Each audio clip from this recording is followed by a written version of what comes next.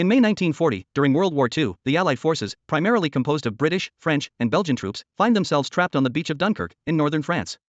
Surrounded by advancing German forces, the troops are in desperate need of evacuation before they are completely annihilated. The film Dunkirk portrays three interconnected stories that occur on different fronts: land, sea, and air. These narratives intricately intertwine, highlighting the heroic efforts of soldiers, civilians, and pilots to save lives in what seems like an impossible situation.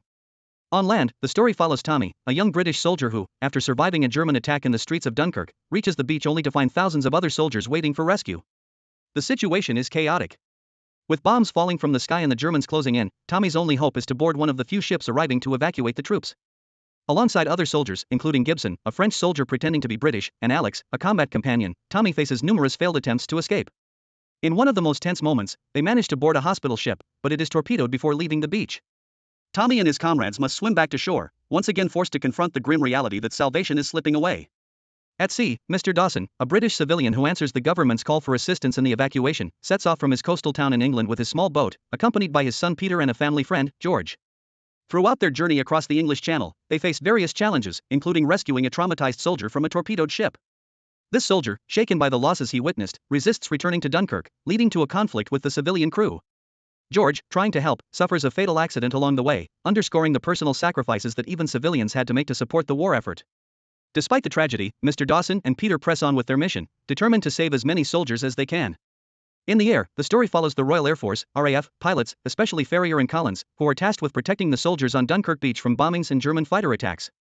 They engage in relentless air battles, with Ferrier constantly checking his dwindling fuel supply while pursuing enemy planes.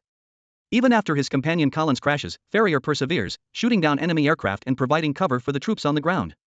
His personal sacrifice culminates when, after running out of fuel, he chooses to stay airborne for as long as possible, destroying one more German fighter before landing his plane on Dunkirk's beaches and being captured by the Germans. His bravery exemplifies the spirit of the RAF, which played a crucial role in the operation.